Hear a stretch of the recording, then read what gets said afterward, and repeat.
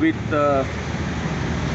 8 valves, 4 valves per cylinder, and this is a 2:1 exhaust setup that goes way behind, and the muffler is designed to optimize performance as well as reduce the noise of the bike. It has a monoshock setup which is similar to the enduro version of the same bike over there. It has this huge, look at the size of this fork. I mean, this front fork is amazing. It's just the size of my wrist and I can't even grab it, it's so huge. And the best part is the instrument console is a fully digital instrument console. There are no analog components here. The fuel filler lid is very basic, but still is very exclusive because this part is completely aluminum. The seats are very nice, soft and comfortable, and these grab rails, as you can see, it holds like this so that you can push the bike when you are trying to park it. So basically what happens is most of the grab rails are here. If you want to pull it, you can't pull it while you have to put in center stand. So it doesn't have a center stand, it has only a side stand. And this grab rail is basically for the pillion rider. And as you can see, the center stand has 2 springs, not 1. This gear lever is very exclusive. As you can see, it is very nicely sculpted, and the rear foot pegs is supported by this small frame which is also aluminium. It's not aluminium, actually it's an aluminium alloy, I would say, which is very expensive to manufacture. This grab rails, you can see, if you look at the fit and finish of this handlebar. This is a very high quality aluminium alloy handlebar, and these are all cast aluminium, as you can see. It's a very high quality. Now we are going to hear the sound of this bike. I'll ask the salesperson here, can I have the keys for this bike? I just want to hear the sound. So the sales associate in the showroom is going to take the keys and is going to show me how it sounds like. Similarly, in the meantime, we can also have a look at this bike, which is the adventure version. This one has a full fairing kit, unlike this one, which is a naked street bike, and this one has a full fairing with twin headlamps. This reminds me somewhat of the Yamaha Tenere or Ducati Scrambler, but this is way too ahead of its time. Here's the key. It's turning on. Please fire it up. See? Wow, that's amazing.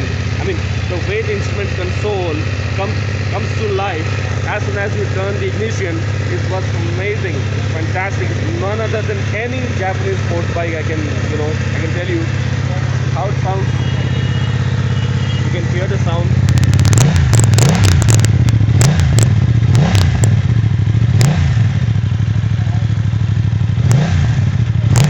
I think all of you guys can hear the sound of the bike. That is amazing. This is throttle once again.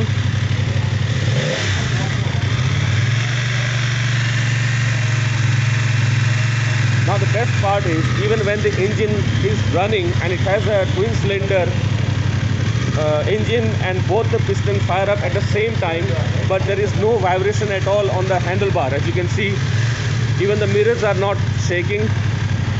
The mirrors are pretty stable. So that's what BMW makes. When you pay a price as much as of a compact SUV, you are getting a bike that will last forever, and that's what the value for money is.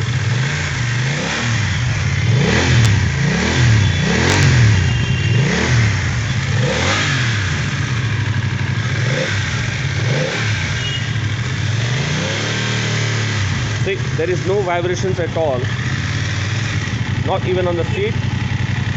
So cool.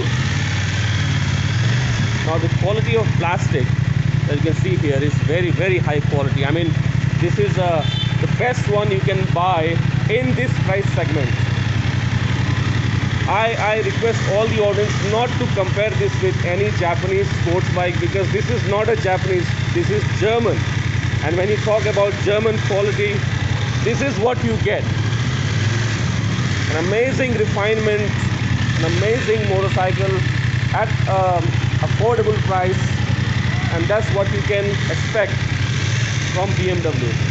Every single component in this bike is very special. As you can see here, you have the chassis number, and you could barely see any wirings on any side of the bike. Although it's a liquid cooled, this is the liquid cooling hose, but you won't see the wiring of the entire bike. It's hidden so nicely inside the fairing that you cannot tell that there are wires over here. Even the spark plug wires are not visible, because this is a liquid cooled bike, and unlike other single cylinder or twin cylinder bike, this has enormous amount of torque. Our sales associate here will tell us what's the power output. Can you please tell us the power output of this bike? 105 horsepower. That's the best in class in 800cc category with a twin cylinder bike. That's how it goes. Alright, so I'm just going to turn off the bike. That's it. Just in the flick of the switch. So basically the turn on and turn off switch is the same switch. You don't have a separate switch for firing up the engine. You just turn off, turn on, and press the same switch to fire up the engine. That's how it works. That's called engineering. Now most of the bikes have a separate switch for firing up and turning off the engine, but this is not the case with BMW. That's what you get when you pay almost 10 lakh rupees. Thanks for watching. Have a wonderful day ahead.